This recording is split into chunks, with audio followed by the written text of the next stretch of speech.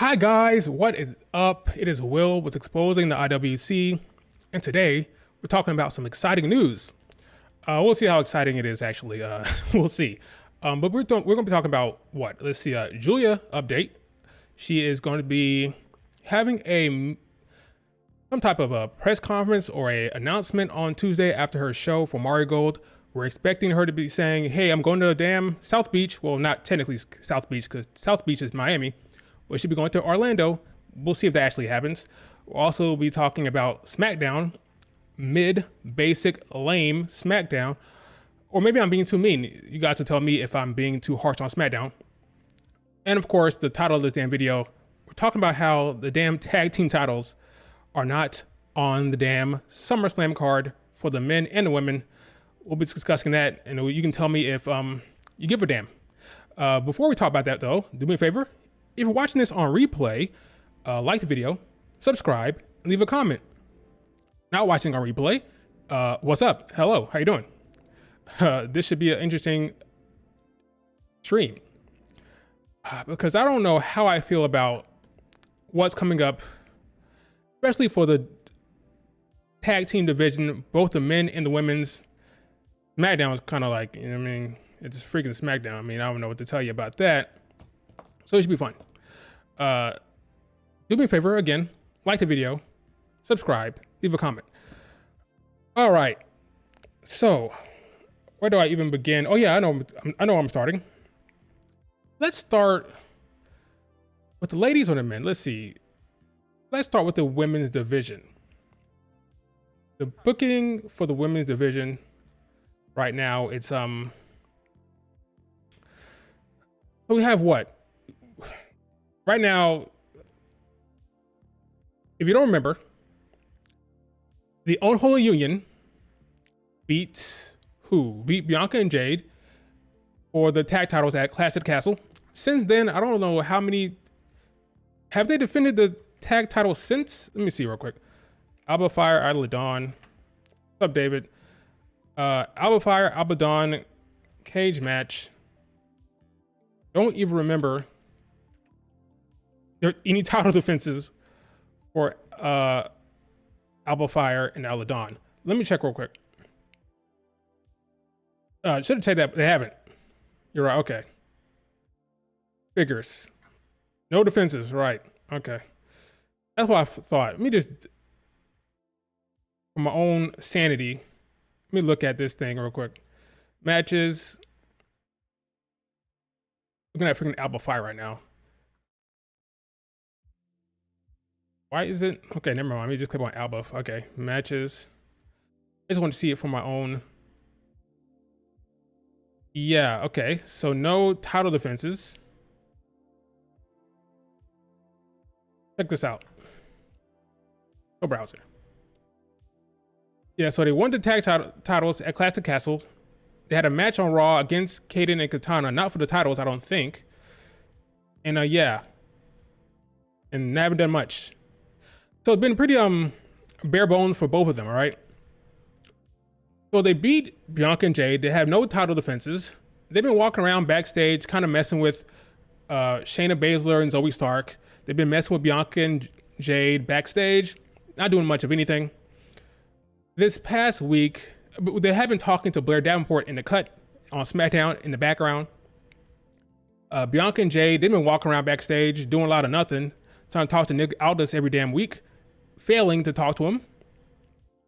They finally talked to him, I guess, because they went to the ring and said, "Hey, Alba and Isla, where you at? We looking for you. Where you at? Where you at?" It was kind of cringe, but it's not their fault. It's the creative team for SmackDown is bad. Where you at? Where y'all at? Where y'all at? And finally, like a bunch of dumbasses, Alba and Isla came up from behind and attacked them. And they failed miserably, as we all would expect. Alba Fire got tossed onto Isla once Bianca gave her the KOD outside of the ring, or over the ropes. And then Alba Fire got pressed by Jade Cargill, and Jade tossed her onto Isla, and that was pretty much that. So that was that segment. Was it dumb? Yes. If it was Raw, what they would have done, because after we've seen on Raw, Liv Morgan has been avoiding Rhea Ripley because Liv Morgan knows that Rhea Ripley has a size advantage and a strength advantage, so she's been kind of ducking and dodging and avoiding Rhea Ripley. That's what Alba Fire and Aladon have been doing. But because SmackDown creative is so bad, they decided we'll have them attack them from behind. That'll be a good idea. Well, it wasn't. They got embarrassed as champions because SmackDown creative don't know what they're doing. So after that segment on the tape show, I think it was on the Lowdown or digital exclusive or whatever, they had a talk with Saxton, and they talked about Bianca and Jade. And then Blair Davenport, good old Blair Davenport, came up, and she had a talk with Alba and Isla about Naomi. It was actually kind of funny because they did mock them, which was kind of funny, I'll admit. I think I have it here because I tweeted it, but I don't want to get copyrighted, so I have to be select in how I play it. They mocked them doing this little, I don't know what to call it. They're doing here. Here it is. Did that? Pause it. So they did this little bye thing, and then got mocked by Alba and Isla later. Okay, thanks. Bye. Funny. But they actually on screen together. Blair Davenport, Alba Fire, and Aladon are on screen. Is it the first time they're on screen in the forefront of the camera? I don't know.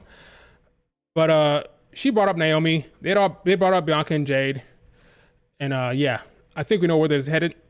So this SmackDown, not on SummerSlam, but on this SmackDown, not even on the pre-show, we have Bianca and Jade against Alba Fire and Isla Dawn. I think I tweeted that match graphic somewhere on Saturday when I was laughing my ass off. Let's see. I was laughing. Where was it? Got a lot of, here it is. Here you go. All right, show browser. Here's the match.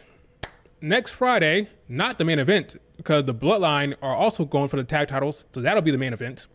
But we'll have Bianca and Jade taking on the Unholy Union for those damn women's tag team titles. So guess what? Bianca and Jade are losing. I'll say it again for the people in the back.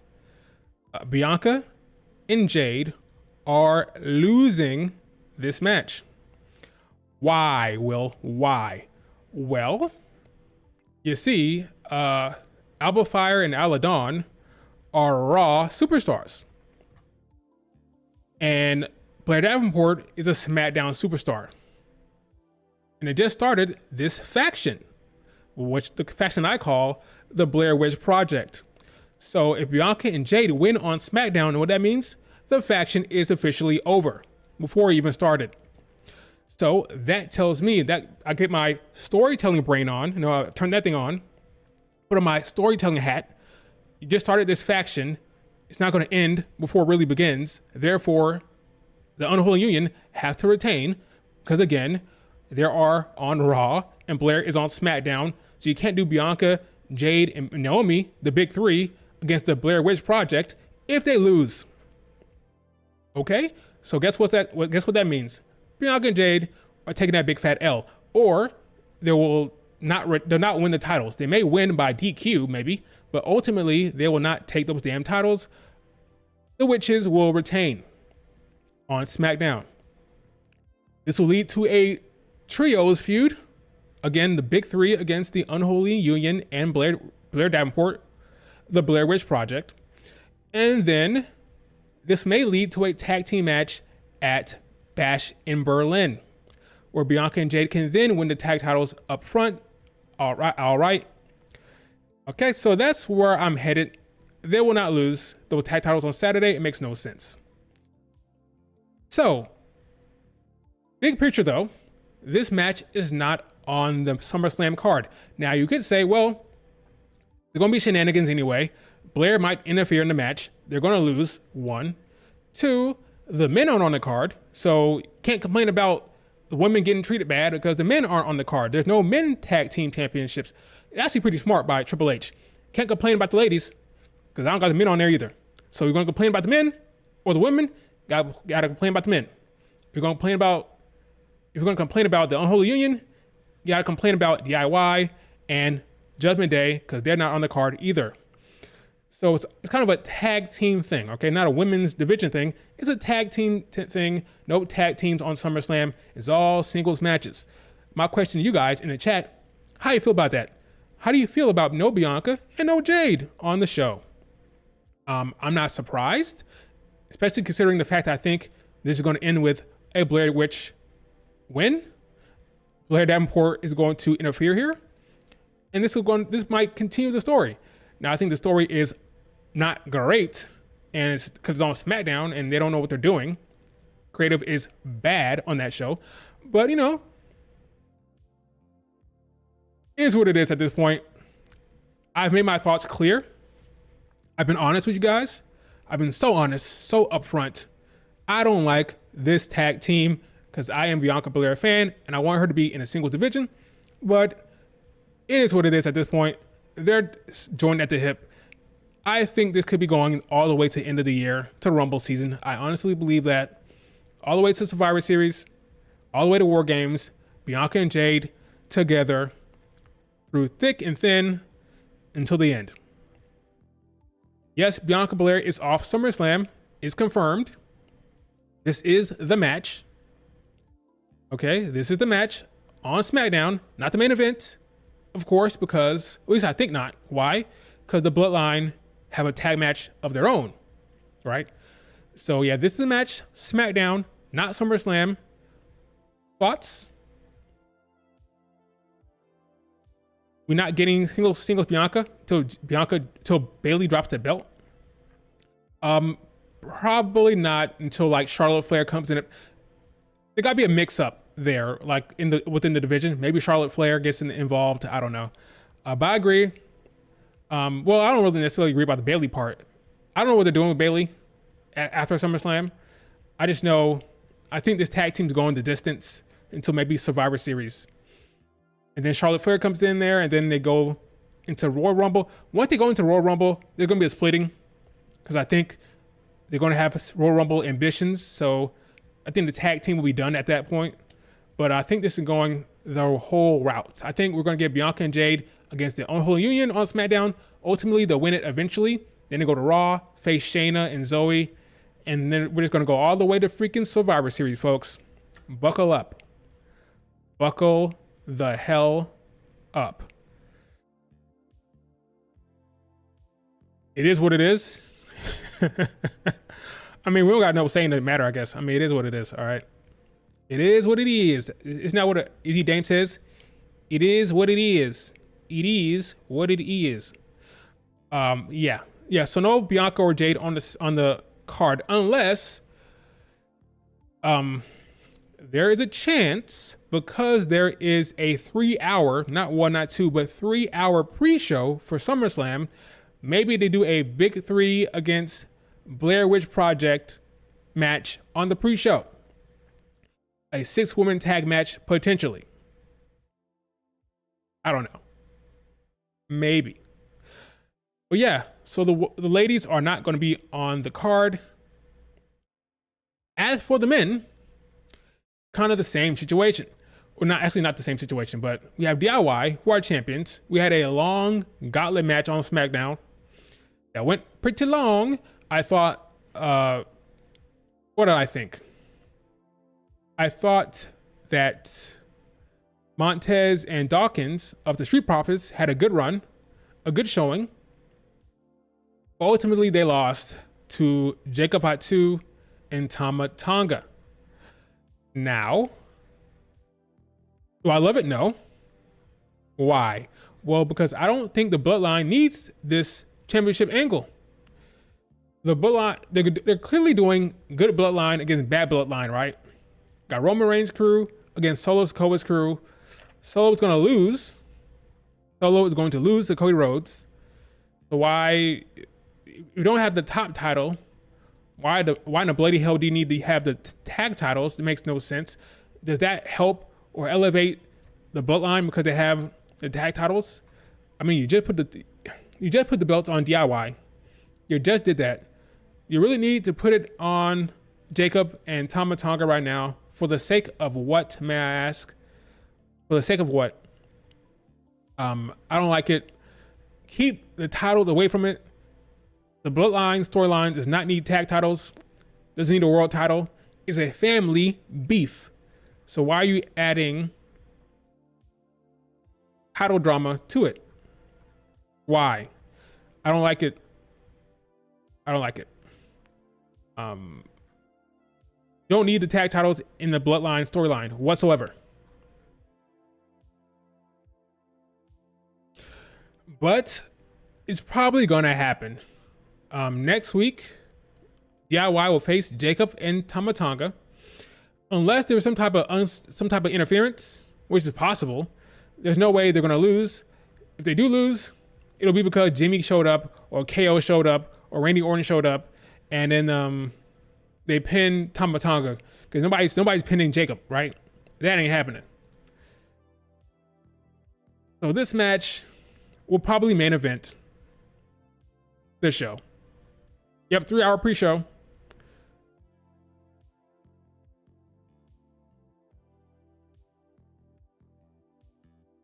Three-hour pre-show, folks.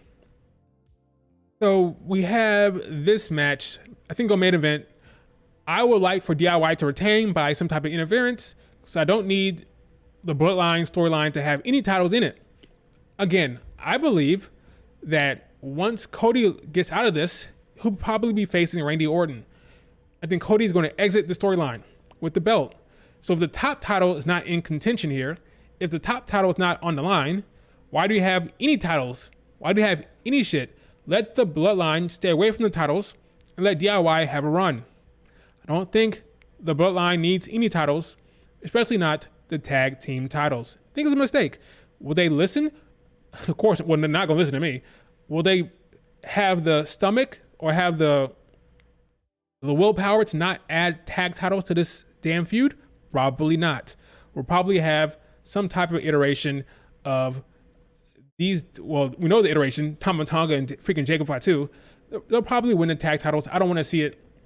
But if Bianca and Jade are going to lose, right? If the Blair Witch Project is going to stand strong on SmackDown, which probably will happen considering what happened last week, where Bianca and Jade stood tall in a way that made the Unholy Union look weak, made Blair and, not Blair, but Alba and Isla look weak. I think there's a strong chance that they could lose the tag titles here. I think it would be a mistake. I think both set a championship retain and keep the Bloodline away from the titles right now because they don't need it. Don't need it with Jacob and Tama Tonga and Solo and Roman and Jimmy and Jay and eventually Sammy. You don't need titles. You don't. But I don't think they're going to have the guts to resist. I don't think they'll have the guts to resist. The pre-show match is probably Awesome Truth versus Judgment Day. That could work. Because the Cleveland card, yeah. Because The Miz, we'll see that they can set that up on Raw. That could happen on Raw. Yeah. We need to go through Cody Randy feud. Yeah, we need to do that as well. I think Cody will exit the Bloodline storyline when Roman Reigns shows up. Cody, Randy, the Bloodline, the family drama over here with the Bloodline. And yeah, maybe DIY will feud with someone else. I don't know. Maybe the Street Profits will get a run. So, are you guys disappointed that the tag titles will not be on the line? Do you want the tag titles to be on the line at SummerSlam? Do you not care? What do you say?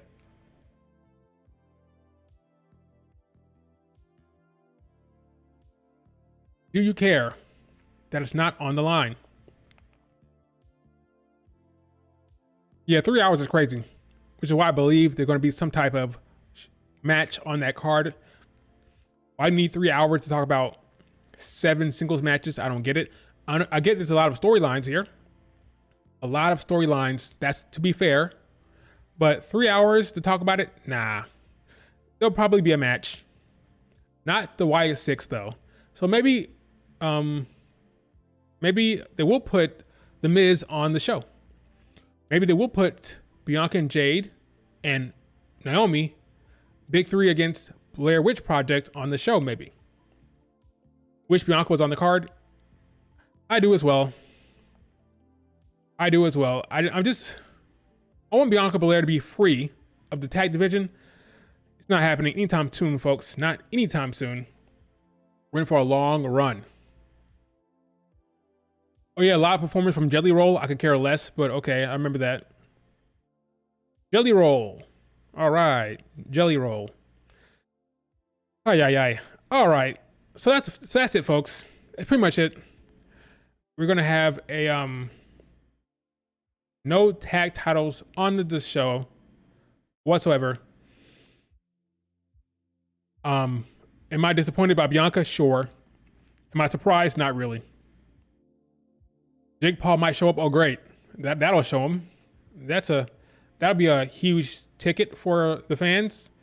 Jake Paul and Jelly Roll on the card. All right. So SmackDown, what happened on SmackDown? That was a good match. The Gauntlet match was good, like I talked about before.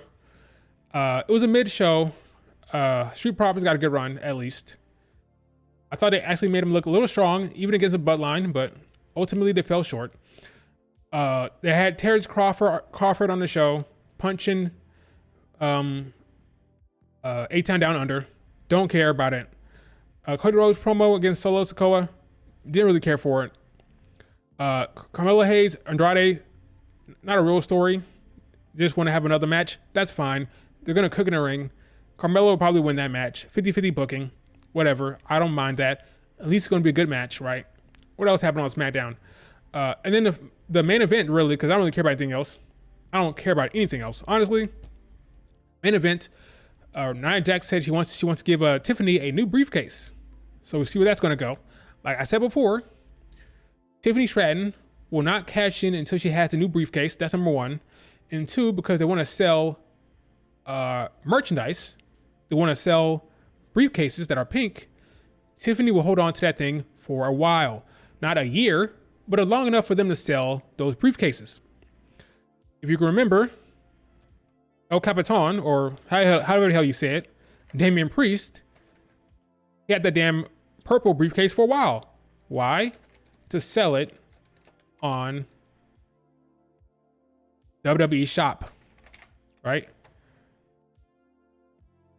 How many did they sell? Beats me. But they did make it available to buy, right? So what you're going to get is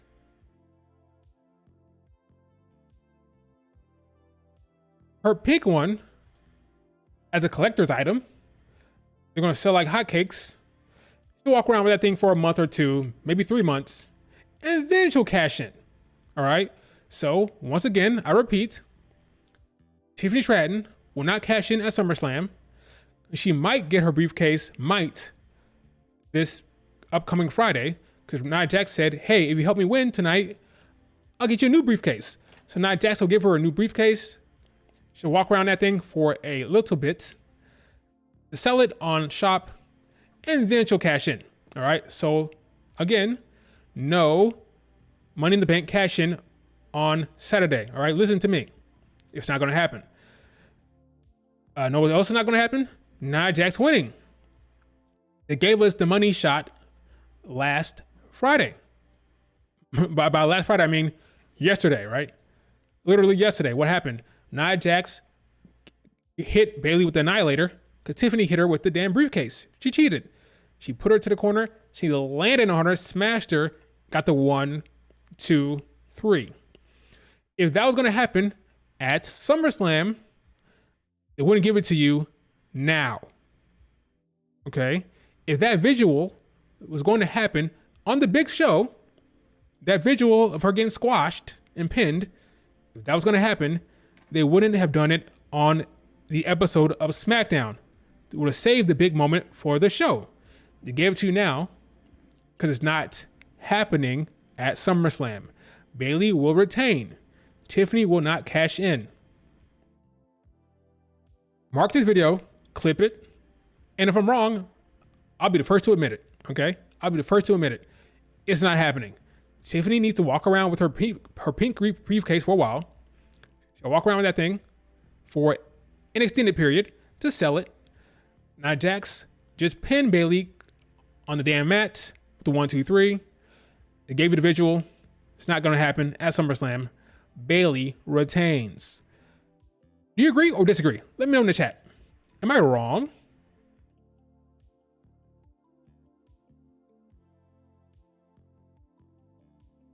Am I wrong? Do you think Tiffany is going to cash in? Do you think Bayley is going to win or lose? Rather, do you think she's going to lose? We knew Nia was winning before the pin happened. It was obvious. I agree. It was obvious. She was never winning that thing. Even in her promo, which she said Bayley never had. Well, when I say her promo, I mean on the lowdown or the digital exclusive on the website or YouTube. Let me see. Let me see if I can find it. I'm not going to play it because I don't know if it's a digital exclusive or not. If it is, I'll play it. Let's go to the WWE YouTube channel. See what Nia Jax had to say. Because she said, it's low down, so I can't play it. But she said here, because this is on Peacock, and Peacock don't play. She said that Bayley doesn't have a signature win. She said blatantly, does Bayley have a signature win at all? Did she have a big win at all? Well, she's going to get one on SummerSlam. She's going to get one. Nia Jax, you done goofed. Here it is. Check this out. But I mean, if you really think about it, is any of it memorable? Well, Nia Jax, you done goofed because you're going to get a memorable win, a really memorable win at SummerSlam when she beats you. They're telegraphing it, folks. It's obvious. It's clear what's happening here. All right? Nia Jax will lose to good old Bayley. Bayley get that big win for her title reign. And then all bets are off, all right? Once she beats Nia Jax, all bets are off. Because then she'll have a big win. And then she'll probably lose who knows when. And then at that point, anything's possible. It's all up for grabs at that point. But before that, she'll get a good win, a big win for her reign to shut up Nia Jax. And that'll be that. When will Tiffany actually cash in? I don't know. For all I know, might cash in on Rhea Ripley. That's what I would do. I think I talked about this before. If I was fantasy booking this at Bad Blood, because I have Rhea Ripley losing at SummerSlam, right? So at Bad Blood, when Rhea Ripley finally gets the win on Liv Morgan will then have a plan, a contingency plan to have Rhea Ripley drop the belt by sucking her in, knocking her out with something, call out, she'll do this to the camera, it's Tiffany time. Tiffany comes down, she says, cash in. Tiffany will cash in on Rhea Ripley, and Liv Morgan will stand tall, laughing her ass off because even though she lost, she still had a plan to keep the belt off of Rhea Ripley. You have Tiffany Stratton as champion on Raw, with Liv Morgan still causing a problem for Rhea Ripley. Rhea will then win the chamber, because I think that's going to happen regardless, probably. Well, not regardless. Assuming she doesn't win the title back, assuming she doesn't win it back within the next few months, Rhea Ripley, because Triple H loves her, right? She has not won she hasn't won the chamber yet. So he'll book her to win the chamber.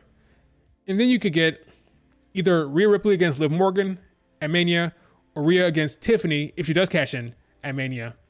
But yeah, that's what I would do. Because I think everybody thinks Tiffany's going to cash in on Bayley. So kind of a little too like out there. Not out there, but a little bit too in the IWC prediction sphere, you know. Everybody thinks it's going to happen. So let's swerve it. Tiffany cashes in on Rhea after Liv Morgan sets her up at Bad Blood. Then Tiffany can be on Raw with her man, Ludwig Kaiser. All works out well there. And then you have Charlotte Flair, maybe you have Jade Cargill. Yeah, something happening on SmackDown beyond Tiffany catching in. Yeah, because I think you're gonna have War Games for SmackDown Women's Division anyway. So you can get creative. You can get creative with the Naomi or Jade Cargill heel turn, something going on with Charlotte Flair. You don't need Tiffany for SmackDown. I think it's more interesting to have Tiffany surprise the fans by cashing in on Raw on an injured Rhea Ripley that doesn't see it coming because Liv Morgan and her had a talk. That's what I would do. But yeah, it's hard to predict Triple H. It really is hard to predict him. He's tough. He's tough. That's pretty much SmackDown. Nothing really beyond that. Unless I'm missing something. Am I missing something on SmackDown? I thought Michin had a good... They attacked Michin before the match. I think she had a good, solid showing there in the match. She has some cool spots there. Ultimately, it was not enough, so she lost. Logan Paul, what did he do on SmackDown? I don't remember. Yikes. Sorry, I don't remember. What happened with Logan Paul? What did he do? Somebody remind me. I don't remember. I was half paying attention because it was pre-taped. So I kind of didn't give a hoot. But please tell me or refresh my memory about what he did on SmackDown that was somewhat compelling. Because I don't remember.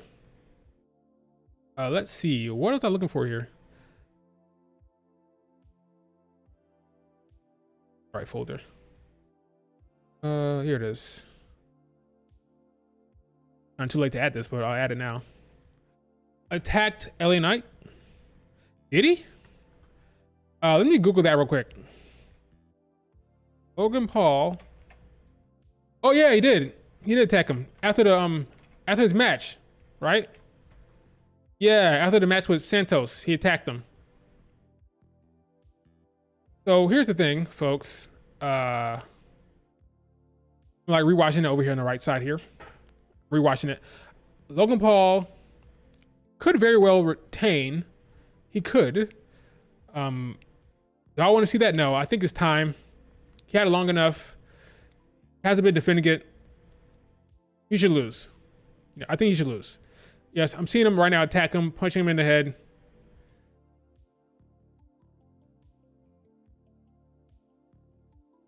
Tried to fight back. Then Santos gets involved. Yep. Then they both attack him. They both stomp him out. Goes to the top turnbuckle. A nice splash on LA Knight. Yeah. Logan Paul stands tall before the last SmackDown. I think Logan Paul should lose. He had a long enough run. Let LA Knight have his time. Because Lord knows if it doesn't happen, Lord knows the IWC will probably cry about, oh, they're not pulling the trigger on LA Knight. They don't believe in him. Why won't they pull the trigger? He's so over. Do it. So just knock it out.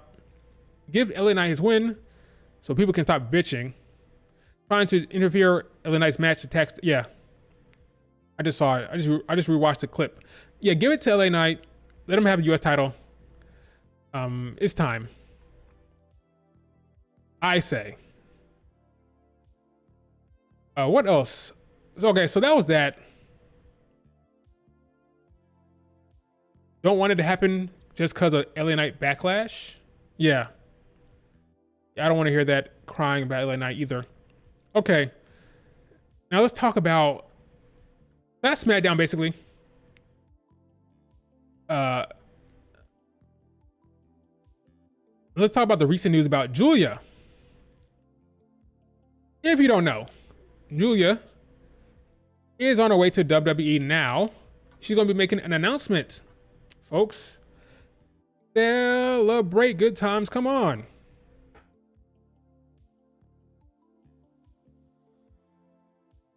I thought Bianca and Jade promo was Pedro was all right. It wasn't the best thing in the world. He said, all right, where y'all at? Where y'all at?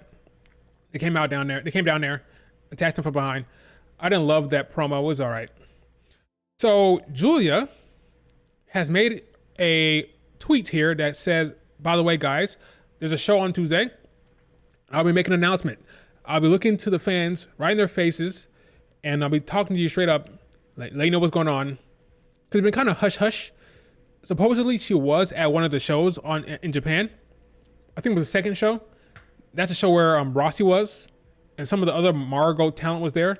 I think she was there backstage the entire time, because Nanahi, Takahashi, and Natsumi, they all made their way back there in the back, and Rossi was there in the back. That's when she was there. Let's be honest. Let's just call it what it is. She was there on the second day for the first Tokyo taping. She was there backstage. Obviously, she wasn't there the last show. She was there when Rossi was there. It makes all the sense in the world, right? She was backstage, okay? But anyway, now she wants to make an announcement this Tuesday after the show, her July 30th Marigold show. She's going to make an announcement. She will look the fans in the face, and you'll finally hear it from her mouth what's going on. I think it's time. She's going to tell the fans, tell the world, I'm leaving at this date. I think she'll be going back and forth from Marigold to Orlando, because Rossi gave an interview. He said that this show coming up on Tuesday, before or after she'll give an announcement, but the show she has coming up here, right here, this show where she's in the main event with Sari and Kazuna Tanaka and Victoria Yuzuki, right? This main event match, he'll give an announcement before or after, right? And then he says, I don't know how you pronounce that, Korakuen Hall? I'm butchering that. This arena will be her last show at this location. The next time the next time Margot is in that location is the 19th of August, right? So she won't be there for that show. So people are speculating, well, that's the day before the second to last NXT before No Mercy. So what's going to happen here, I believe, she's going to be going back and forth next month. She'll be, because Rossi said a good way to look at it is whatever show she goes to in the next month will be her last show at that arena. So not her last show period for Margold, but her last show at that arena probably. So we can assume we'll have some spotty, like it'll be really very spotty, her schedule for Marigold as she goes to NXT. She'll probably come back for some signings or another show here and there. She's not done with Marigold. We'll hear what happens on Tuesday. She'll have an announcement. I don't think she'll be completely done after this show, but I do believe that we're definitely headed towards her last stops. I think it's gonna be very emotional on Tuesday. She'll be heading toward USA next week, because another show that they have on the 3rd of August, they released a commercial. She's not on it. She's not advertised for the show at all. Here it is right here. I tweeted about it. She's not advertised for the August 3rd show. So next week, I mean, the reports are from Tokyo Sports that she's going to be going to United States as early as August, like early August. She's going to be going back and forth or going over there permanently. So, guys, it's pretty much over for her in Marigold. It's her last few shows. This Tuesday we'll get the final confirmation. I think she'll let us know what's going on. We've been a little bit too hush hush for Julia, but I think now on Tuesday she give that announcement. She'll tell us what her last dates will be. So there's that. So we'll be getting Julia and Marigold for their last couple shows, and then she's done. It'll be NXT Julia going forward. This all makes sense considering what happened with Roxanne Perez, where Roxanne went to the ring and cut a promo and name dropped her. Once you name drop somebody in a promo, it's kind of like, kind of have to pull the trigger on that talent, taking her behind to the damn States. So Utami didn't pin Julia. So I'm glad you brought up Utami, okay? So Utami Hayashishita was supposed to be in the main event on the 30th, right? But she got sick. So she's going to miss it. So this was the match originally it was originally going to be a 6-woman match here, right? With Utami taking on Julia and Sari. I think this would have been a big moment for Utami. Maybe she would have pinned Julia, or at very least they would have had some type of segment or some type of post-match something, maybe even like a passing of the torch at this moment. That can still happen, so I don't think she's done with Margot. She'll be back for shows, I think, and then you can have this talk or passing of the torch, or even maybe have Utami go over on Julia. But I do believe they're going to plant the seeds here. I think it was going to be Utami maybe getting a win here or having a big spot here, and then she's going to then transition to challenging Sari.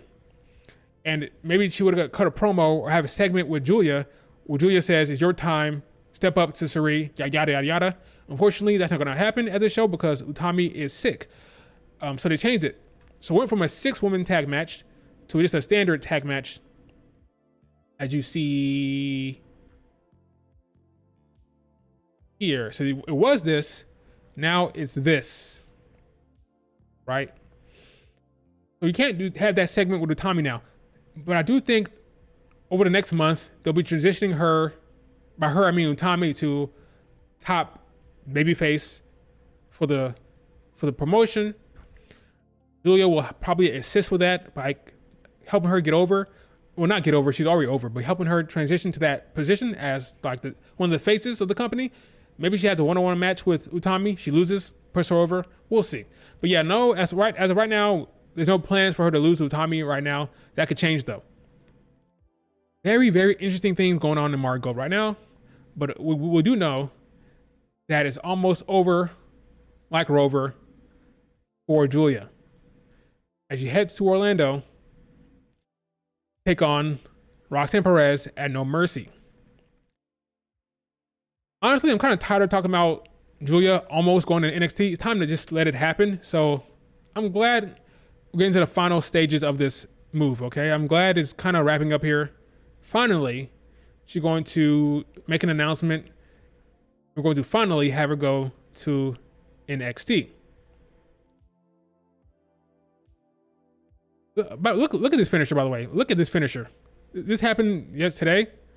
This is how Saya dropped the high-speed title. Check this out. I don't want to get copyrighted. Look at this. Look at this finisher. Oh, so good. So good. That is sensational. She like hooks her arm, grabs her arm, hooks her arm with her leg, and then backflips. That is wonderful. Look at that. Oh my goodness, what a finish. I wish I could watch Stardom more, but I can't. But that's a hell of a finish there. My goodness, that was awesome. That's how she won the title. That's how she dropped the high-speed title. The announcer, oh yeah, that was crazy. That was funny. So yeah, a lot of interesting stuff, folks. So Julia's on her way. No tag titles on the main show for SummerSlam. SmackDown's kind of mid. Those are the big topics. So now I'll ask you guys, what do you guys want to talk about? So I ran through that pretty quickly. Quicker than I thought. So I'm gonna leave it up to you guys. That the tequila shot? That's what somebody said. According to this person, that's what it's called. What happens after a real tequila shot? That is an awesome finisher. They need to just watch Stardom and steal their moves. By them, I mean NXT chicks. Just steal it. That's what happened with hell, one of the chicks I saw do the KOD. I don't know if she's been doing the KOD for the longest time, but there's a woman named Margot. I think it's Chia Key. Chia Key is doing the damn KOD as like a finisher now. So I'm not saying she took that from Bianca. I'm not saying she copied it from Bianca. I'm just saying she did the KOD. That's her finisher. Hell, so look at Stardom, look at those damn moves, and steal it for yourself. If I'm in NXT, that's what I would do. Because some of those finishes, some of those moves are really, really nice looking. Very, very pleasing to watch. Yeah, that, no offense to Chiaki, but that KOD is rough looking. Because she's taller, Bianca's taller and has more strength, so it looks better. The rotation and the sit out, it looks cleaner and better. Yes, Bianca does it better. Any questions? Oh yeah, let's talk about a little bit about Japan. WWE were over for the Japan tour. There was minimal clips online because of over there. It's a big no-no to record the shows. Luckily for us, some kind brave soul decided to record some matches for the Tokyo show, the last Tokyo show. So that's on YouTube. You can see those matches. You can see Bailey against Meiko Satomura. You can see Bianca and Jade against Damage Control. You can see Liv Morgan against Kairi Sane. I think some other stuff you can see as well. But let me see that YouTube channel. So for the last show, this wonderful YouTube channel gave us some content. You can see Gunther against LA Knight. You can see Cody against AJ Styles. I haven't watched those matches yet. Priest against Jey Uso. The Bloodline against Kevin Owens and Sami Zayn. It's all there for you on this channel. I thought the crowd enjoyed it, the show, clearly. They're really into it from what I saw online. The reception was great. Great experiences. Do they deserve a PLE? That's for them to decide. I think Mexico and Italy are higher on the pecking order.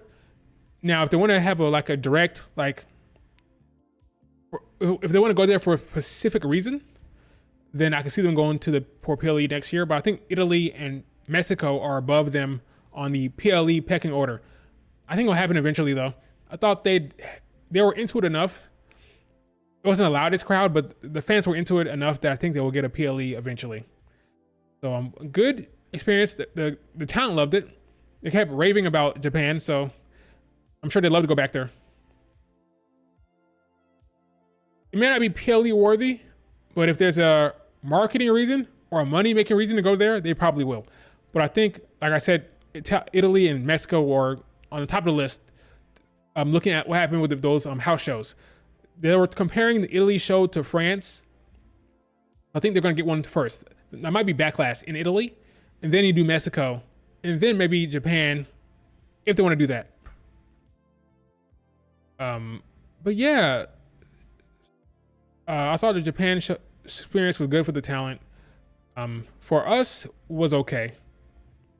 Would you look at that? The actual Japanese talent got the most views here. So Damage Control got 20K. Liv Kyrie got 34K. So popularity there. And then Bailey Meiko. That just goes to show you the popularity of these women. The women's division, especially online, they love their stands, love them, they support them. Bailey Meiko got 22K views here. 22K here. Got 34K here. And 20K here. That's more than all the other matches here. The folks are very much invested and intrigued by the women's division and those matchups, as you can clearly see based on the views. So yeah, that's cool. Very, very interesting. The amateur fans celebrate EO pinning. Yeah. Oh yeah, they were like praising the Lord. Like, oh my God, EO Sky pinned Bianca. Is this really? First of all, you dweebs. EO Sky has pinned Bianca more than anybody else besides Becky. I believe. I could be wrong about that. I believe nobody has pinned her more than EO besides Becky. I think EO has pinned her 3 times across all, even house shows and live shows. I think EO has pinned her 3 times, maybe 3 or 4. Becky a lot, especially when Becky was champion back in 2021. And I think next after that is Bailey. But I think EO has surpassed Bailey for the second most pins. Let me see if I can find that out real quick. Bianca hasn't lost much, so it's not hard to see pins on her cage match. But yeah, they were praising the Lord Jesus had came back.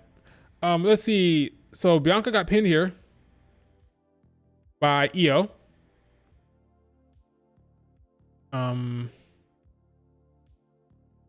Got pinned by Nia Jax here somewhere. Oh yeah, Bayley pins Belair. Oh yeah, so that's another one. That's another house show there in Mexico. So maybe Bayley does have more than Io. That's one there for Bayley. Yeah, I have to break this down and look at it to know for sure. Fuzzy Green beat Pin Michin. That was the pin for Bianca there. That wasn't. So right now, Becky. Right now, Bayley and Io have one each. They have one each. Nia Jax pinned her there. So one for Nia Jax. Let's keep going. Very it's easier to see this because Bianca doesn't lose. So let's scroll.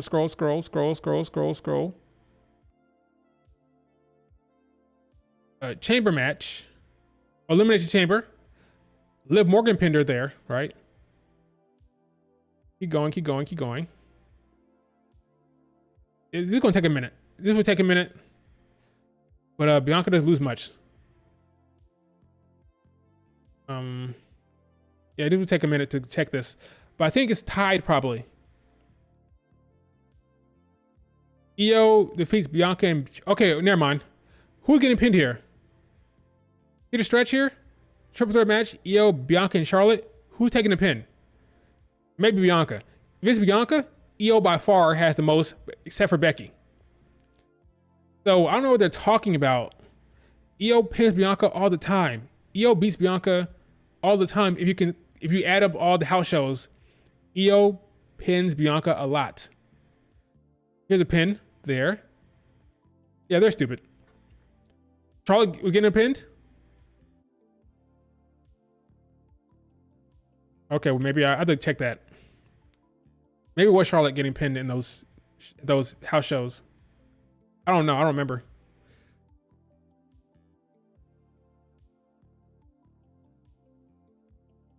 I have to check that. But either way, Io has pinned Bianca a solid amount of times. Okay, has Bianca pinned Io more? Of course. But this whole, oh my God, the sky is falling. He has risen because Io Sky has pinned Bianca, or damage control has been, like, it's happened before. Okay, it doesn't happen a lot, but it's happened before. Okay, so calm your tits. Okay, calm down. Like, chill. All right. It's was that like a did I do a Tony Storm reference? Chin up, tits out. Yeah, that's something Tony Storm would say. I take it back. They always did the figure four in the pin spot, I think. Oh, okay. So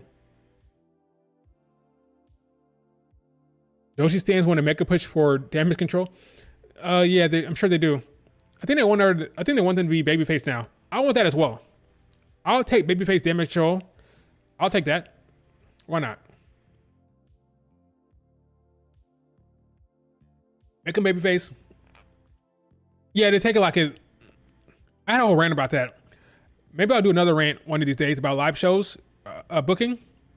How they like cry about, oh my God, my fave lost at the live show. Like I said before, if your fave is losing at the live show, it's because your fave is probably a heel and not the champion. Because non-champion heels lose a lot. If they're losing to the same person over and over again, it's because the person they're losing to is champion, and the champion must retain at the house shows because they want to maintain a little bit of a continuity when it comes to the belts. So yeah, and the reason why it's happening over and over again is because when you're on the road, you're not trying to change up a lot of stuff. So you're having the same show or same match over and over again for the sake of simplicity. So yeah, if your fave loses one night, if they lose one night, they're gonna lose the next night because they're doing the same match over and over again for the sake of having a tight, good show, not changing things back to back. You know, on the road, no different than a freaking music band on tour, play the same set list, back to back days. They have the same match, the same move set, back to back. So that's what happens. When Bianca was feuding with Becky on the road, Becky was pinning her every damn weekend. Because Becky was the champion. And Bianca was the challenger. So she lost over and over again. Did I cry? Did I bitch? No, because the house shows. Who gives a shit? It's a house show. It's just there to entertain the folks in the house. That's what's called a damn house show. Bitching about your fave losing at a house show, it's embarrassing. It's truly embarrassing. So beyond that, questions. Open up before I wrap up the stream. Open up for questions. What you got? Do me a favor, like the video. If you're watching it right now, just hit the like button. No effort whatsoever. Just drag your mouse down, hit like. But do me a favor and give me some questions. I'm here until I'm not. What's up? Anything, whether it be Mario Gold, Stardom, not really Stardom, Mario Gold, AW, WWE, SummerSlam, SmackDown, Raw, NXT, what's up? When does Julia show up? Julia will probably show up as early as Great American Bash night 2. It won't be night 1 because she has a show on night 1. Literally, the show I was showing a second ago, July 30th is Tuesday. She will be in Japan. The very day we have NXT will be the day she announces to the world that she's going to the WWE.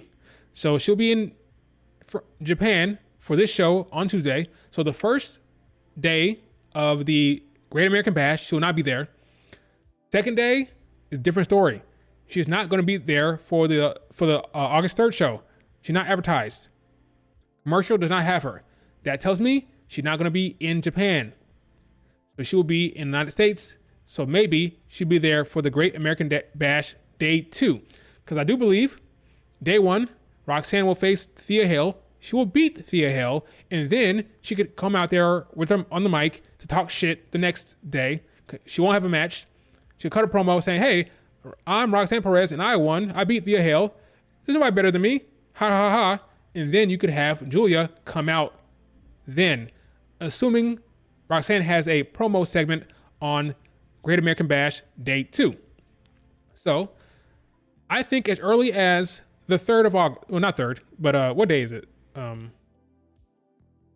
As early as the 6th, the week after the 30th, August 6th, the 6th. Why am I having trouble with 6th? The 6th of August is Great American Bash day 2. I think she could show up then. That's my guess. Great American Bash day 2.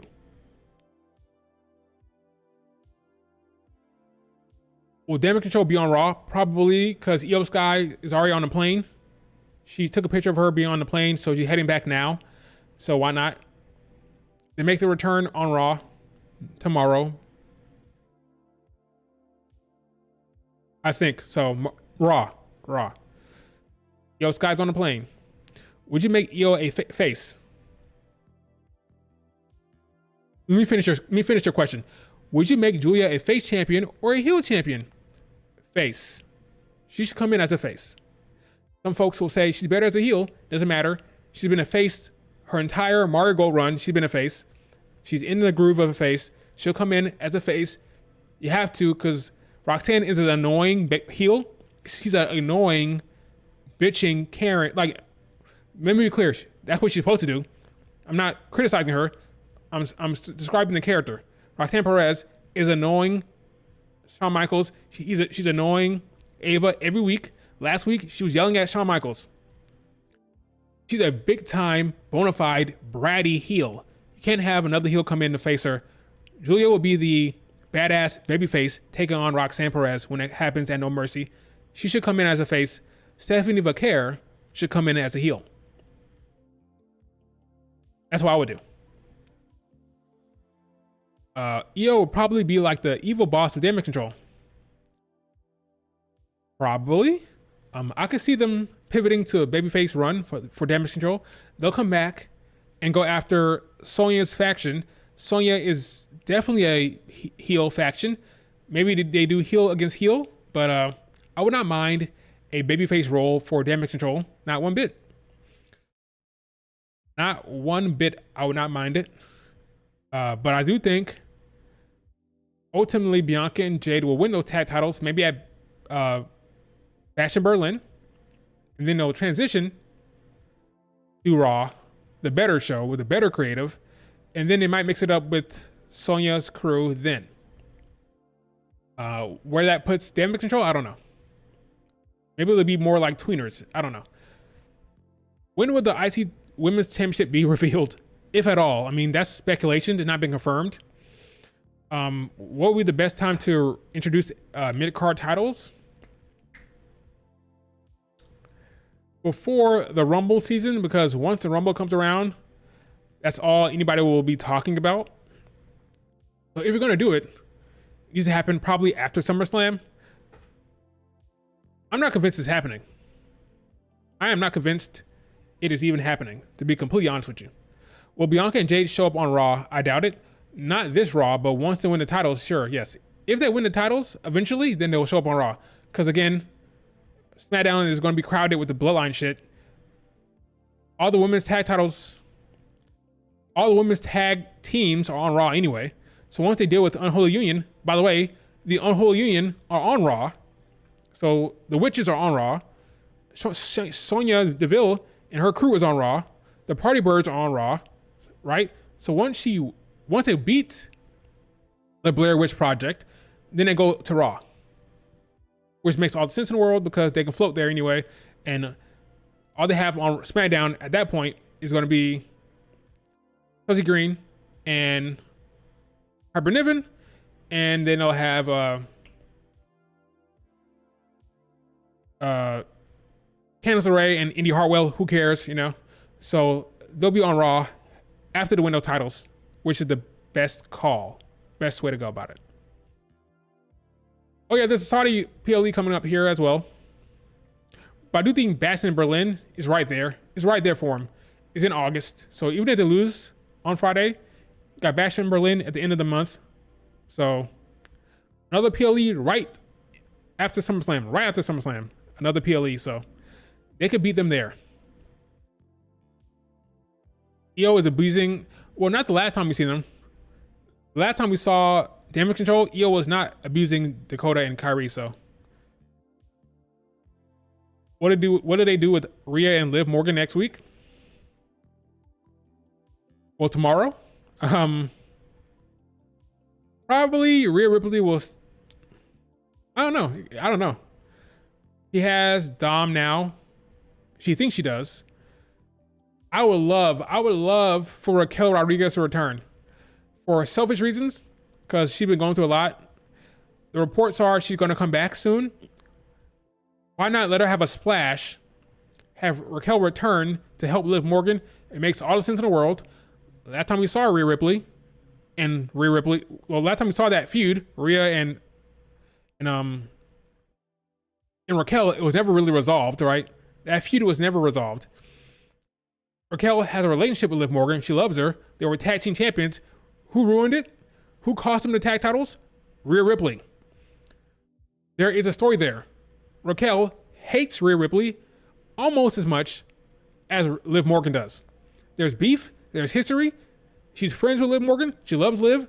It makes all the sense in the world if Raquel can go to bring her back as a force of nature that is going to protect Liv as champion. It'd be a great introduction. Now Liv Morgan can strut herself, be more confident, because she has big, strong Raquel by her side who can deal with Rhea Ripley's power. And now with Rhea Ripley is more babyface, Raquel can be more of a badass as a heel. No more back pointing. This badass Raquel. Go look at her NXT run as a heel. Raquel was a force. Go watch her NXT matches against Rhea Ripley. Raquel was dominating Rhea Ripley as a heel. I would love nothing more for Raquel to return as a badass heel with Liv Morgan. That's what we're gonna see, because it will mean that she's back. She's feeling good. She's her issues are behind her. I would love that for Raquel to return. What are your thoughts? You guys like Raquel? You want to see Raquel return to be with Liv Morgan? What do you think? I mean, that's the move. That's the move. What else do you have? They were literally together. They were literally a tag team before everything went to shit, right? With Raquel, she was there with Liv Morgan. Raquel and Liv are right there. Makes sense for the story. That's what you do. That's the move, folks.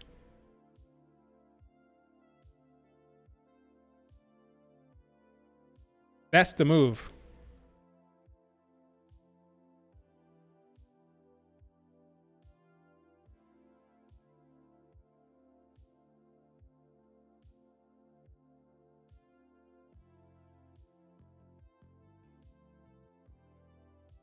I mean, come on. It's right. It's right there, folks. It's right there. It's right there. They lost the tag titles because of Rhea Ripley. It's too good to not be used.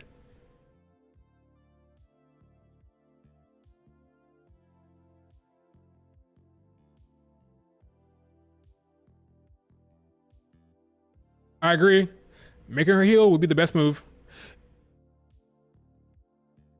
Raquel and Rhea Ripley are way more close than Rhea and Liv. They have more history going back to NXT, that's for damn sure, and are closer in terms of friendship in real life. Is Alexa Bliss showing up at SummerSlam and feuding with Tiffany and Nia because their past relationship before when Nia Alexa are friends together? I do not think that's going to happen. If Alexa Bliss returns, it'll be a part of the Wyatt Six shit. So I don't think we're going to get any Wyatt Six stuff at SummerSlam because it's going to be out in the open at a stadium. And I think you want to have the Wyatt Six stuff happen in a closed environment in an arena where you can control the atmosphere, you can control how it looks in the lighting to make it stay cool. The second you have the Wyatt Six stuff out in the open in a stadium with the lighting, it may look a little wonky and a little cheap and a little not as polished. They've been doing a good job producing the Wyatt Six stuff in arenas in that dark when you can control the lighting. I think it would be a mistake to have the Wyatt Six shit out in the stadium show. Keep it on in arenas. So maybe Bash at Berlin, maybe Saudi show, whatever.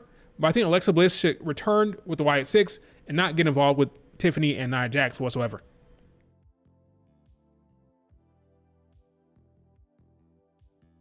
Who would you like in your preference to return at SummerSlam? Raquel, Charlotte, or Alexa Bliss? Raquel, because I want her to be back because she's been going through a lot with that skin stuff. I want her to be back. Okay, I feel for her the most right now. She's not injured, but she's not on TV because of how she looks. Because she's worried about she doesn't want to be on TV with that condition. I'm hoping that that's been resolved and she can come back. So I want Raquel to return at SummerSlam more than anyone else. Charlotte Flair will be fine. She'll be back later on. She's not ready for a in-ring debut. Her injury happened in November, December-ish time, I think. Maybe January. Around that time. She's going to be a little bit longer. She's a athlete. She's an athlete. You want to make sure that knee is solid and ready to go. If she's like any other job where there's no athleticism, that's one thing. But when you are an athlete, you want to make sure that knee is not only back, but stronger than before. That way you can go the way you want to go. So they're going to take their time to make sure that knee is ready. Because again, she's an athlete doing moonsaults and backflips and shit like that. You don't want to risk that. So because she's an athlete, I'm thinking maybe October-ish, like September, October-ish maybe for Charlotte Flair. That's a sweet spot. Not SummerSlam. What match would she return anyway? Bayley? Nah. Not with the whole Tiffany cash-in stuff, no. Because she's a SmackDown superstar, folks. She's going to be on SmackDown because that's where Andrade is. Keep couples together. So I'm thinking October-ish for Charlotte Flair, okay? But yeah, this is the move, folks. The Raquel returning to be with Liv Morgan as a heel is the move. I think I've been saying it for the longest time. Heel Raquel is the way to go. She's awesome. This is what you do. This is the move.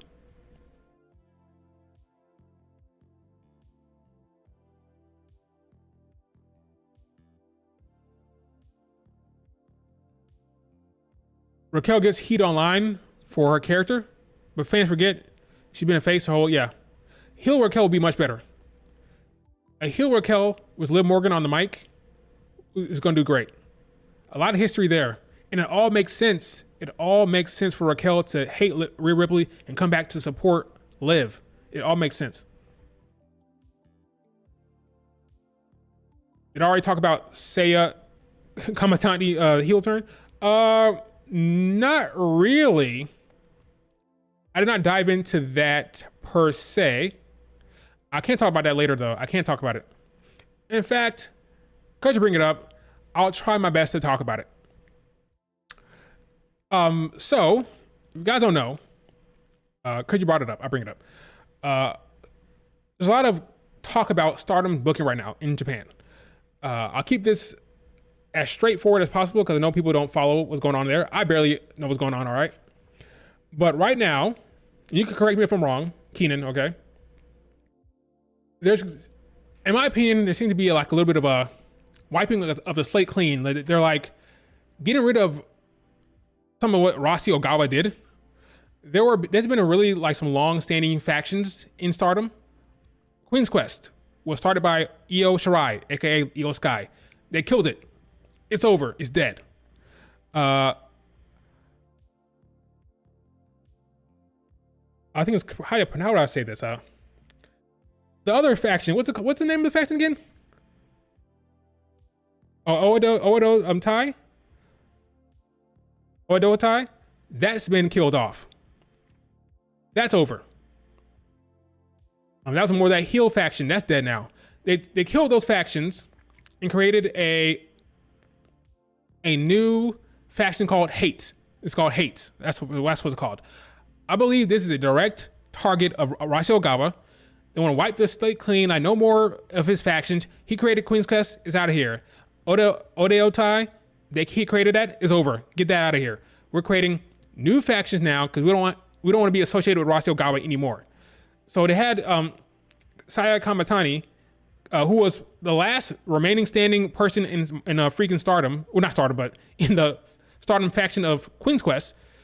That is whole storyline where she was in Queen's Quest and she was a leader, and she messed up, and all the other women had to leave Queen's Quest, and she was crying, and she was so sad because she's the last member, and she's walking around with the Queen's Quest flag, and everybody said, "Oh, they're killing off Queen's Quest. They're killing it. It's over." And some people were trying to have faith and say, "No, they're going to rebuild Queen's Quest. They're not going to end it." Well, what happened last night or this morning, however you want to look at it, freaking Saya turned heel on Micah, who was the champion for Stardom, the top champion with the red belt. She turned heel on her, and now she's heel, and Queen's Quest is over. And Natsuko Tora, who was the leader of Oedo Tai, is now the leader of this new faction called Hate, and now she's champion. And they're like, there's a whole storyline where this big evil faction called Hate is now taking over Stardom, and that's the storyline, right? And folks are still trying to hold out hope because everybody thought that Saya, who turned heel, was going to be like the conquering hero. She's going to take her Queen's Quest flag. She's going to walk around with it, and she's going to go into that damn tournament, that damn 5-star tournament. She's going to come up strong, and she's going to defeat Oedo Tai and defeat Tora and become champion. That doesn't look like, well, some folks think it's still going to happen. I think it's kind of wishful thinking. They think, oh, it's a double swerve. She's going to pretend to be on the bad side. She's going to pretend to be with this new Hate faction, and she's going to turn on them within it. She's going to insert herself into that faction. She's going to take them down from the inside.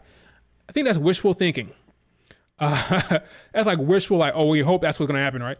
Saya Kamatani was supposed to be the babyface that's going to take everything over and be the face of the company. They're not doing that, it seems. Micah had dropped the title. It's over for her. And folks are complaining and pissed off that they think that what's happening here is what they're really doing, they're trying to wipe the slate clean. They're trying to wipe the Stardom. They're mad that Rossi Ogawa left Stardom to create his own shit. And now they're trying to get rid of everything he created. All the long-standing factions like Queen's Quest, get out of here. It's over. Oedo Tai, get out of here. It's over. So people are kind of upset that that's what's happening. They're like wiping the slate clean of all the history. Maybe that's not fair. Not all the history, but they're like wiping the slate clean of what came before, because they're upset with Rossy Ogawa. And they're gonna end all of his, all of his factions are gonna be over with. Now they're starting new shit, like for example, Hates, this new faction called Hates, led by Tora, the red belt holder, which is the top belt in Stardom. And there's a new one called like New Genesis, something like that. Like what's it called? Starlight Kid, a very talented group of young, talented Stardom chicks, was led by Starlight Kid. What's the name of that faction? Called like New Genesis, something like that. Let me get that right, because I could be wrong, because I'm not like up on my Neo Genesis. Okay. Yeah, that's what it's called. Let me Google that real quick. Thank you, Keenan. Yes, that's what it's called. So they're starting new factions, they're starting new stories, I think. But folks are kind of confused. Like, what's happening here?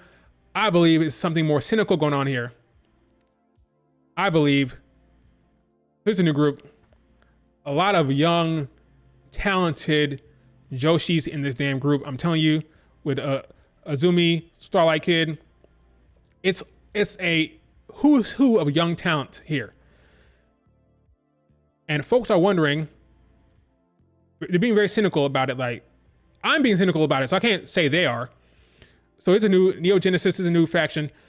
I believe he's trying to wipe the slate clean. By he, I mean the creative side, are trying to wipe the slate clean of what happened before with Rossy Ogawa, because they don't want to deal with it anymore. They're mad, so want to create their own stuff, their own factions, their own history.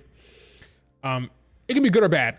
I don't know, okay? I can't judge it for a sec. I'm not following it that closely, so I can't judge if it's a bad idea or not, okay? Maybe it'll all work out. Maybe it'll all work out.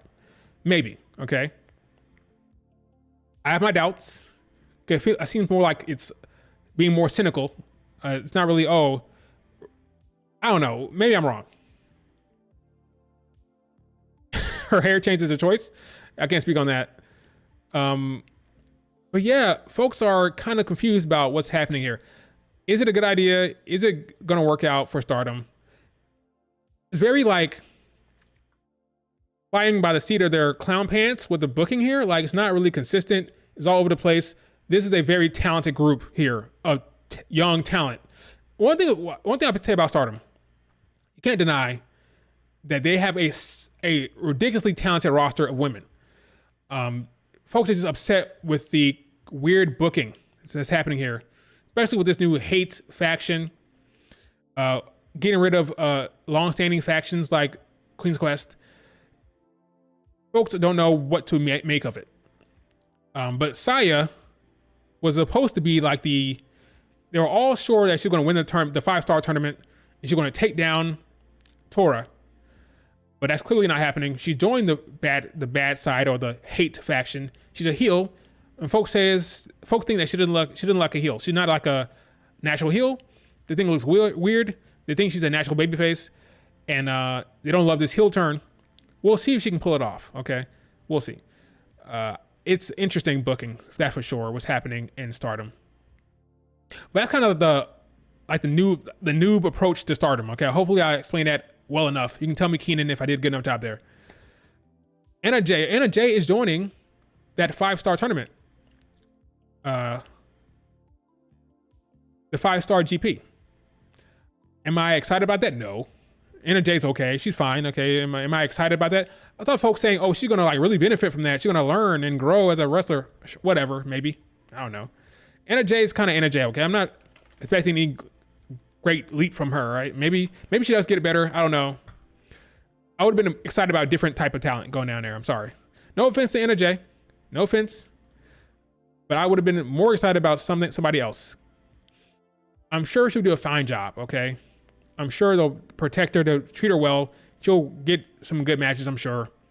Is it that exciting? No. But she's from AW, heading on down there for the big 5-star GP tournament, a tournament that Rossy Ogawa started. Are they going to scrap this tournament? Are they going to get rid of this because Rossy started it? It was a Rossy Ogawa idea. Like, he started this, right? You're getting rid of everything else. Are they going to get rid of this tournament? Probably not, because of the money-making thing, right? So they'll keep this tournament, even though Rossy created it. But yeah, so that is that. Anna Jay is going to be in Stardom. We'll see how it goes. Okay. Yeah, she's going to lose a couple times. She's not winning any matches. Yeah, it's going to be bad. SummerSlam next year, 2025. LOL. I've always have my mind on SummerSlam 2 nights, which is in 2 years, not next year. Yeah, it's 2 years from now. Has it been announced what SummerSlam will be next year, 2025? Maybe it will be 2 nights. I don't know if it's been announced, but it could be 2 nights next year. Do we have the venue? Do we know the city? I don't know. I don't know what's going on with SummerSlam. If it's going to be a 2-night thing. I actually managed to pull off that Stardom thing. I can't believe it. I can't believe I pulled that off. Anything else? Any other questions? Yeah, Stardom is fascinating. I wish I could watch more of it. Indianapolis? Is it 1 night? Oh yeah, it is in Indianapolis. You're right. SummerSlam 2025.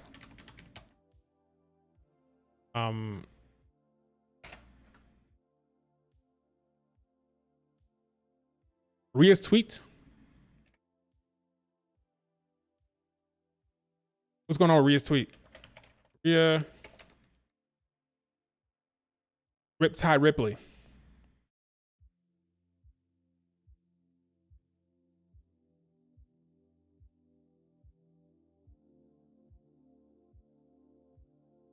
Oh yes, yeah. Stardom World has a lot of stuff on there. For sure. Right now, I'm watching Marigold consistently. We'll see if I ever decide to actually like really dive into Stardom. My Rebel Love from enemies to you capturing my heart. The one that calms my rage and puts a smile on my face so easily. My Latino Heat. Okay. Yeah, so she's smitten by him. There's actual love there. What will happen to the faction? Well, yeah, technically because of the Judgment Day, right? What will happen to this love? I don't know. They're kind of laying it on thing here, though, right? They're laying it on thick. That Rhea Ripley is head over heels with Dom now. They're raising it, right? They're raising it up. So when the fall happens, when a turn happens, it'll be impactful, and you'll be mad at Dom, and you'll be really, really behind Rhea Ripley and in her corner. We'll see how well they execute it. We'll see if it happens at SummerSlam. I would prefer Raquel returning, because that means Raquel is healthy and back and her skin is good. But we can see I talked about this before when it comes to Rhea Ripley. For me to believe that Dom would actually turn on Rhea Ripley at this stage, considering everything we saw, something's got to happen on Raw. Something's got to happen where Dom feels betrayed, where Dom sees Rhea Ripley with Jey Uso maybe in a compromising position, innocent, but compromising in his eyes, something that justifies him saying, "No, what, screw it, I'm going with Liv Morgan." Because the entire time in canon, he's been telling Rhea Ripley and Liv Morgan, I want nothing to do with Liv Morgan. I don't want her at all. That's been the canon relationship between Liv Morgan and Dom. That's not fooling the cameras. That's a genuine fly on the wall perspective we've been seeing. So if that's the case, I need to see a reason why Dom would flip. Give me a Rhea Ripley, Jey Uso segment on Raw that would make Dom upset. And Liv Morgan can actually play into that and try to manipulate Dom based on what he saw. I want to see a legitimate scene that would justify a Dom turn. Don't just give me, oh, Dom has been talking to Liv Morgan over the past week. Because again, all the conversations we've seen with Liv Morgan have been genuine conversations, not a front for the camera. Because again, there's a difference between a fly on the wall perspective versus a interview with Jackie Redmond. When Jackie Redmond is talking to a wrestler, that is, a cameraman is there, not fly on the wall. They could be acting or faking or lying, right? But the segments we've been seeing with Dom and Liv Morgan have been fly on the wall perspective, where it's not a fake or not a front. So if that's the case, give me a legitimate reason why Dom would flip. If it's going to happen at SummerSlam, something's got to happen on Raw. That's my story. I'm sticking to it. Something has got to happen on Raw.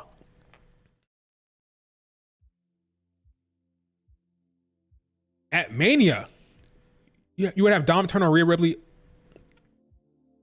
I Live on Mania. Okay, at Mania. Okay, that'd be interesting.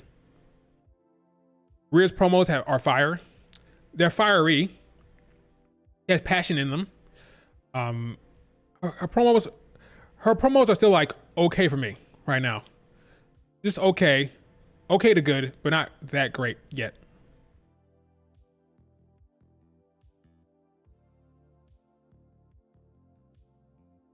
Dom should accidentally cost Priest the title so Rhea Ripley can take Priest's side, in your opinion?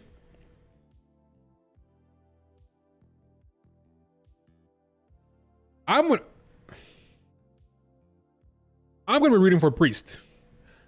It's probably not gonna happen, but I'm gonna be rooting for Priest to win that match because I'm invested in the story now. I'm invested, and I want Damian Priest to get that win. But I don't think it's gonna happen. I would love it for Damian Priest to win. We'll be breaking down the SummerSlam card probably on Tuesday. I want to see the Go Home Raw, just in case there's any new developments. Once I see that show, then on Tuesday we'll break down the actual card of no tag team matches.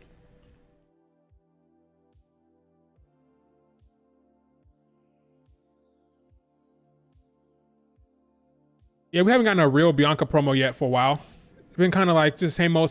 Like her promos as a singles competitor were more compelling against Bayley and Becky for sure. Right now it's just kind of me and Jade are like, one of those tag titles. So where you at? That's all it is. Let it out, Will. Let it out about what? About what?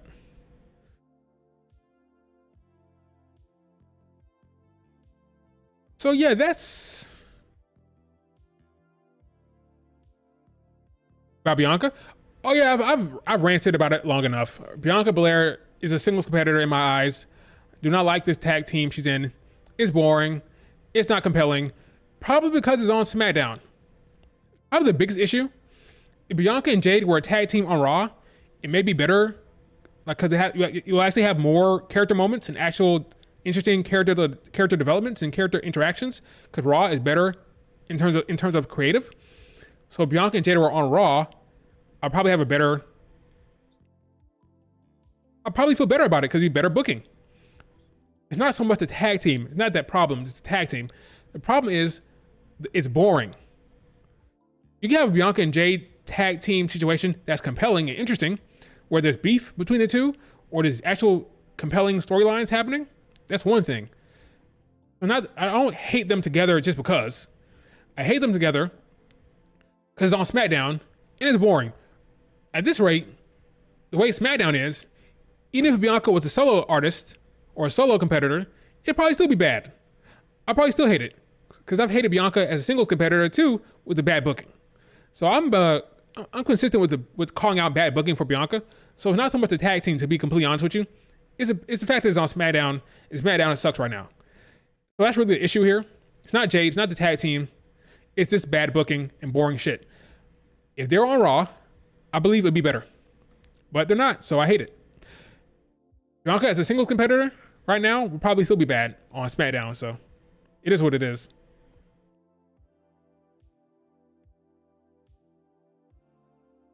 I just don't trust the SmackDown booking. But it would probably be better as a singles competitor, but I don't trust them anyway, so. But yes, I do want Bianca as a singles competitor. I want her away from Jade. I want her to be on her own against the wall. With the pressure building.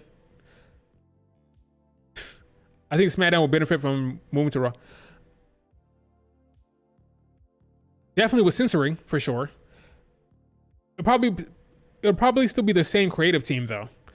But yeah, censoring will be better on USA. I think Raw is better right now. It's clear cut. There's like a substantial creative difference. It's a clear cut difference between the two. There's like two clear cut different creative teams. Raw is innovative, it's interesting, it's new, it's fresh. SmackDown is bland, boring, and typical shit. So yeah. Yeah, I agree. Different shows for Bianca and Jade. Like I wanted originally. Put Jade on SmackDown on USA. Put Bianca and Rhea Ripley on Raw for NXT. For Netflix. And I have Bianca and Jade away from each other for the foreseeable future. I want Bianca and Rhea on Raw. Jade on SmackDown. And we'll start from there and we'll go from there. So 2025, Bianca and Rhea Ripley feud will hopefully happen then. Will it happen? I don't know. Hopefully it does. We can all hope and pray and wish and dream. But yeah, we don't know for sure. We don't know. Let's wrap it up with Raw. We'll wrap it up talking about what happened on Raw, and then that'll be that. Got a 6-woman tag. It'll be fun. The Party Birds against, I don't know the name for Zoe Stark's faction.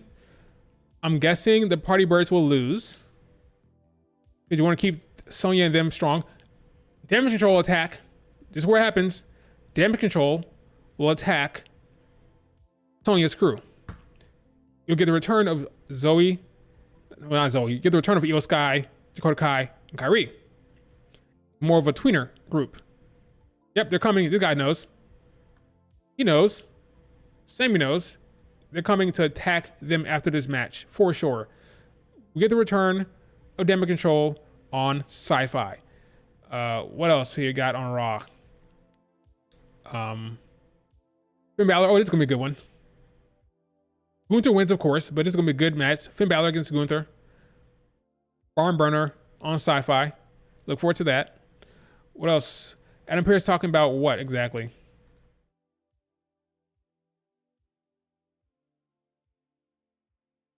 On this beautiful Sunday morning with updates as we head towards Monday Night Raw tomorrow night on Sci-Fi. First, in a battle of bruisers, Sheamus will go one-on-one with Big Bronson Reed. And in a tag team match with unfinished business, the Creed brothers will oppose Akira Tozawa and Otis. Of course, that who's facing Bronson Reed? Will go one-on-one with Big Bronson Reed tomorrow night on Sci-Fi. First, in a battle of bruisers, Sheamus will go. Okay, Sheamus. I'll go Bronson Reed there.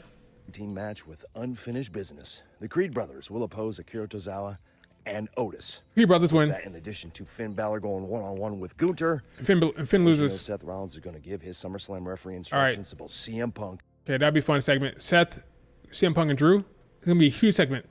Probably the top segment of the lovely pictures, ladies. Probably the top storyline on Raw is a Seth Rollins segment with Drew and CM Punk. So this is a video where Nia Jax says what she said about Bayley, which is probably a mistake for saying that, because I think she's going to lose. That's Raw, right? That's all Raw had? I think so.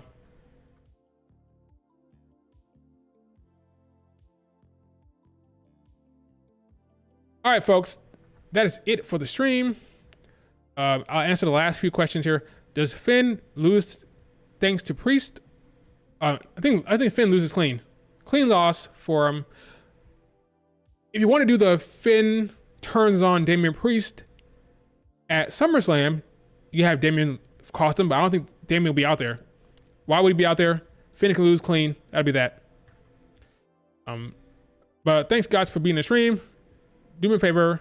What stars do you think Triple H created this year? He did a really good job with Braun Strowman. Good job with him. Really good job making him a star.